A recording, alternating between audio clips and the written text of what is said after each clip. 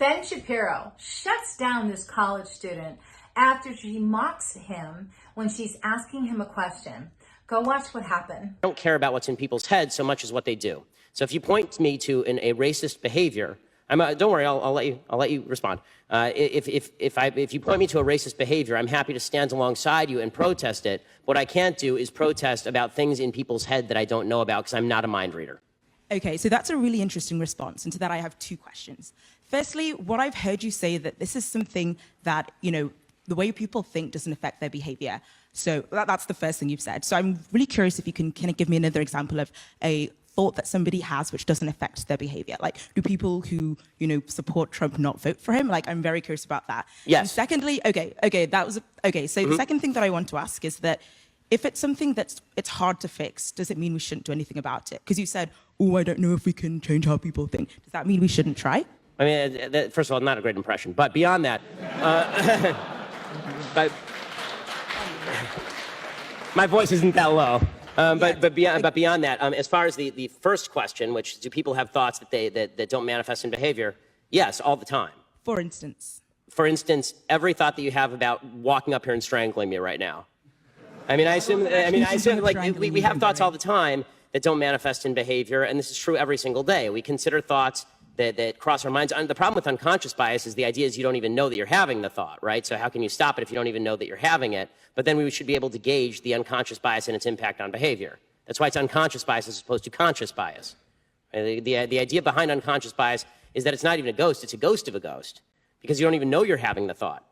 So people, the whole idea behind diversity training is the idea that you can retrain people to stop their chain of thought in order so that it doesn't manifest in behavior.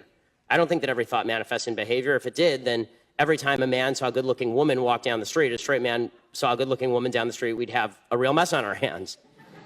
So the second question, the idea was a little too broad for me to respond to, which is, just because something is tough, don't we have to face up to it? Yes, we have to face up to tough things all the time. And one of the tough things I would suggest that we face up to is that you have a lot more control over your own behavior and the decisions you make than the supposedly widespread unconscious bias of people you've never met. There's a pattern that I see happening all the time. When liberal or Democratic students ask a question to a conservative who's giving a lecture, they're always disrespectful from how this girl is mocking him, from just, saying stuff that really does a personal jab at them. And the thing is, they're being taught in college, to do that.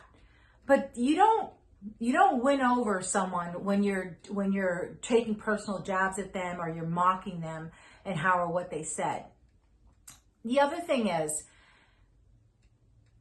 after Ben Shapiro explained that what a person is thinking is not always what their actions are. Listen, they're not going to act on what they're thinking. What he explained is so true, and it's common sense, because if I'm a Democrat listening to that, if I really took the time to understand what he said and then do an example for myself, there's a lot of times where I thought about doing X, Y, and Z, but I didn't act on it, right? Because hopefully your moral values stop you.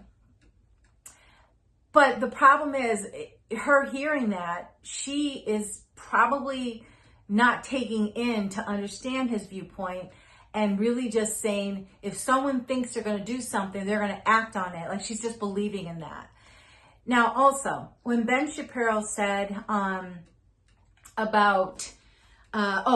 she mocked him and how he addressed something and how he said something, that right there, I loved Ben's answer, because he's like, that didn't sound like me. That wasn't really a good job. I'm glad he addressed that, because that for a second, hopefully, made her feel like a fool for doing that. Because when she was doing it that way, she was trying to be rise above and try to be score points with everyone in the room. But when Ben Shapiro called her out on how she disrespectfully mocked him, she looked like the fool and not him.